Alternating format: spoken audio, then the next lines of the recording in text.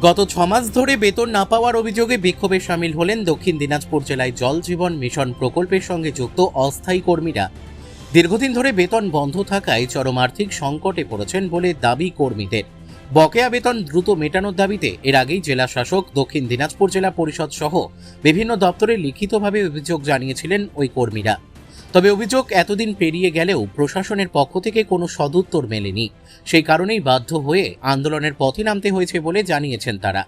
বৃহস্পতিবার দুপুরে বালুরঘাটে দক্ষিণ দিনাজপুর জেলা পরিষদের গেটের সামনে জড়ো হয়ে বিক্ষোভ দেখাল জল জীবন মিশন প্রকল্পের অধীনে কর্মরত অস্থায়ী কর্মীরা।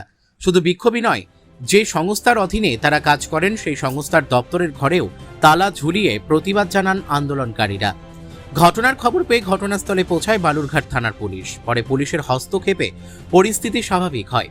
তবে আন্দোলনকারীদের সাফ হুঁশিয়ারি, দ্রুত বকেয়া বেতন মিটিয়ে না দিলে আগামী দিনে আরও বৃহত্তর আন্দোলনে নামবেন তারা। এদিকে এ নিয়ে সংস্থার কর্মীরা কেউ সংবাদ মাধ্যমের সামনে কিছু বলতে চাননি। অন্যদিকে জেলা জনস্বাস্থ্য কারিগরি দপ্তরের পক্ষ থেকে পুরো বিষয়টি খতিয়ে দেখার আশ্বাস দেওয়া হয়েছে। আপনারা বিক্ষোভ দেখাচ্ছেন কেন, কি হয়েছে? আমরা বিক্ষোভ এই জন্য দেখাচ্ছি যে গত 3 বছর ধরে আমাদের টাকা লুট করে খেয়েছে। আমাদের বেতন শিডিউল 16,500, তো সেই জায়গায় আমাদের বেতন দিয়েছে 7,700, তো বাকি 8,500 তারও বেশি আমাদের টাকা লুট করে খেয়েছে 3 বছর ধরে। তার উপর গত 6 মাস ধরে আমরা বেতন পাচ্ছি না। আমরা যেদিন থেকে জানতে পারি যে আমাদের বেতন শিডিউল 16,500, বর্তমানে বাজেটের পর থেকে সেই বেতন আরও বেড়ে গেছে, বৃদ্ধি পেয়েছে। তবে এই জানার ফলে আমাদের 6 মাস ধরে বিল দিচ্ছে না। এটা আমাদের খুব আফসোসজনক বিষয়। আমাদের পরিবার চালা খুব অসুবিধা হয়ে গেছে, আমরা নিজেরাও চলতে পারছি না।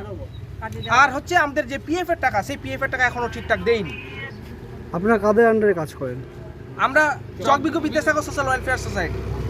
মানে এখানে কাদের আন্ডারে কাজ করেন? এখানে চকবিকো বিদ্যাসাগর ওয়েলফেয়ার সোসাইটির আন্ডারে কাজ করেন। সংস্থার অফিস রয়েছে। আপনার নাম? সৌরভ সরকার, বিসিএম। বালুরঘাট থেকে মান্টি সিং এর রিপোর্ট, কুলিক নিউজ।